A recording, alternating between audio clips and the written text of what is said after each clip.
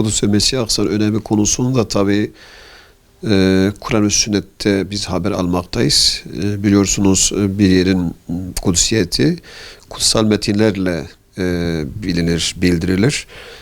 Yüce Allah da Kur'an-ı Kerim'de Mescid-i Aksa'dan bahsetmektedir. İsra suresinde.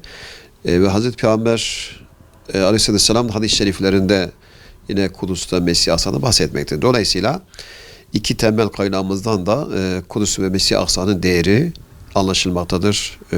Değeri orada almaktadır.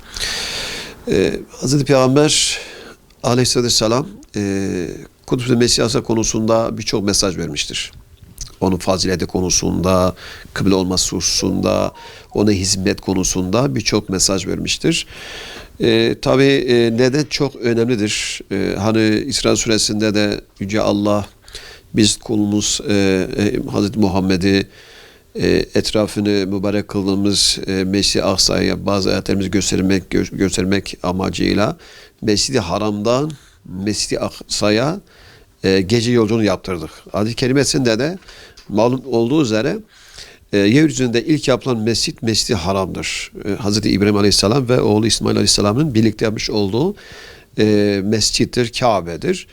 İkinci mescit de yine hadis-i şeriflerde öğrenmekteyiz ki Hazreti Davud'un oğlu Hazreti Süleyman'ın yaptığı Mescid-i Aksa'dır. Bunlar hadis-i şeriflerden alınmaktayız, öğrenmekteyiz. Dolayısıyla her iki mekan da İslam aleminde kutsal mekanlardır. Kutsiyetini ayette ve hadis-i şeriflerde almaktadır. Hazreti Peygamber Aleyhisselam Mekke'deyken namazlarını Mescid-i Aksa'ya doğru kılıyordu. Dolayısıyla Mescid-i Aksa aynı zamanda Müslümanların ilk kıblesidir.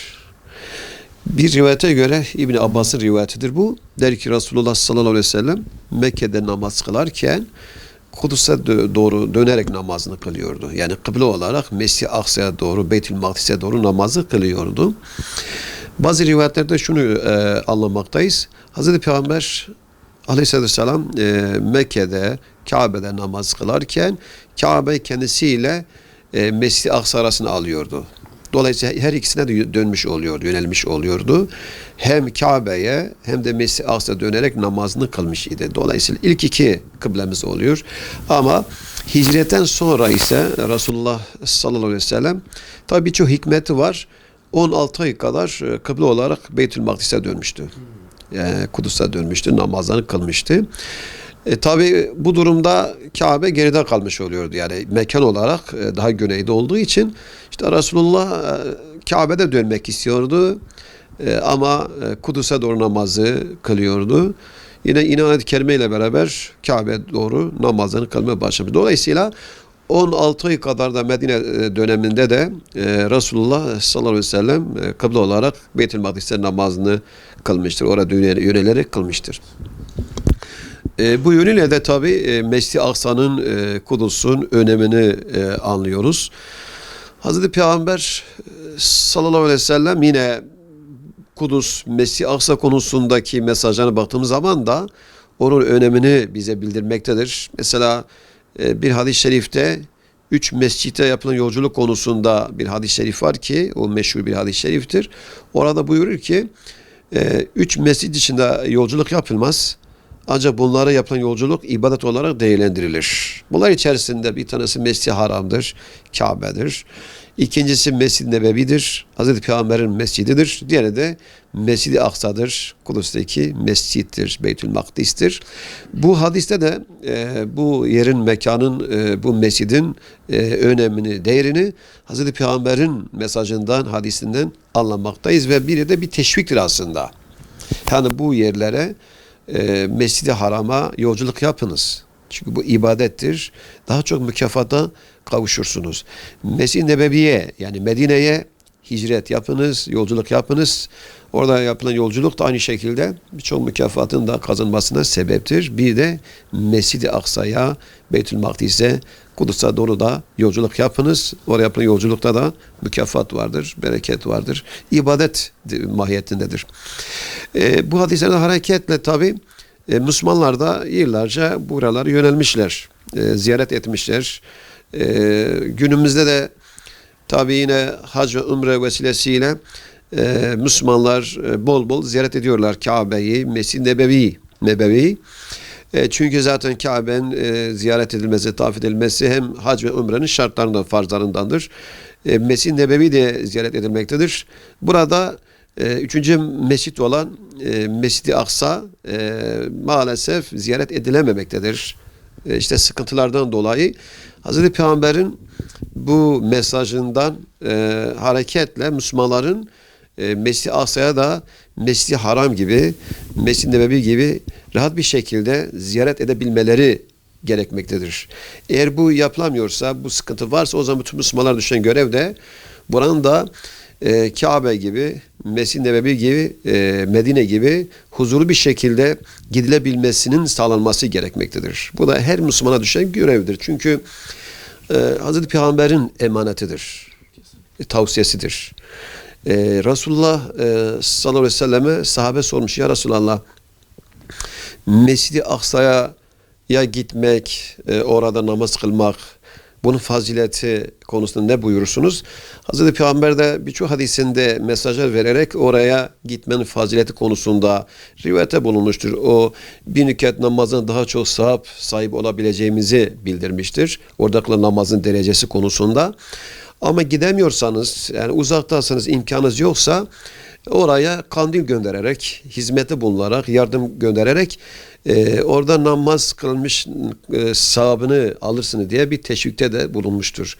Dolayısıyla Müslümanlar oraya hicret etmişler, yolculukta bulunmuşlar, ziyaret etmişler. Gidemeyenler de oraya yardım göndermişler. Yani kandiller göndererek oranın aydınlanması için, hizmeti için bu şekilde hizmette bulunmaya çalışmışlardır. Günümüzde de Müslümanların gidebilenler gitsinler, gitmeleri gerekiyor. Ayrı bir heyecandır, ibadettir. Resulullah'ın sünnetini yaşamak, tavsiyesini yerine getirmektir.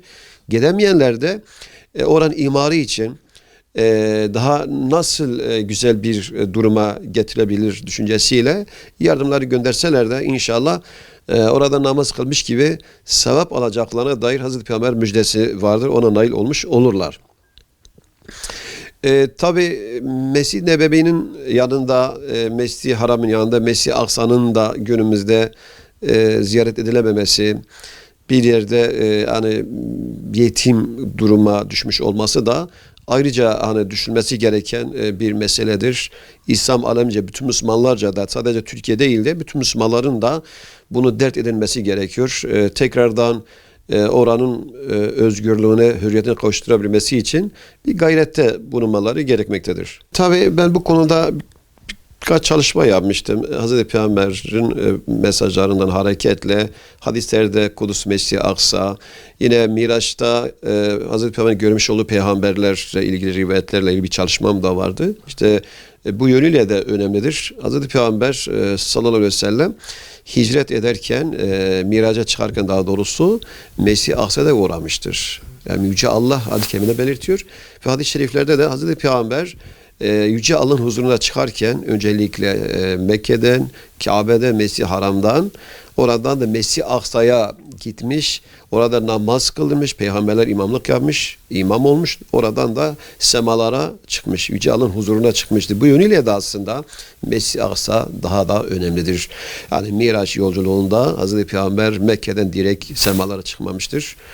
Mescid-i Aksa'ya gelmiş, orayı ziyaret etmiş, orada namaz kılmış ve Hz. İbrahim Aleyhisselam'la, Hz. Musa Aleyhisselam'la, Hz. İsa Aleyhisselam'la görüşmüştür, onlarla konuşmuştur ve diğer peygamberlere namaz kıldırmıştır, oradan da semalara çıkmıştır. Bu da ayrı bir mesajdır tabii onun önemli konusunda. Dolayısıyla hocam tabii bu konuda hani söylenecek çok söz var ve gerçi ben de çok kez gittim, yani hacca, umreye gittim, Kabe'yi ziyaret ettim, Mescid-i Haram'a gittik, Mescid-i Nebevi'ye gittik, oraları ziyaret ettik. Ama maalesef işte Kudüs'e gidemedik, Beyt-i Makdis'e gidemedik. Yüce Allah en karib zamanda bütün kardeşlerimize bizlere de gitmeyi nasip eylesin.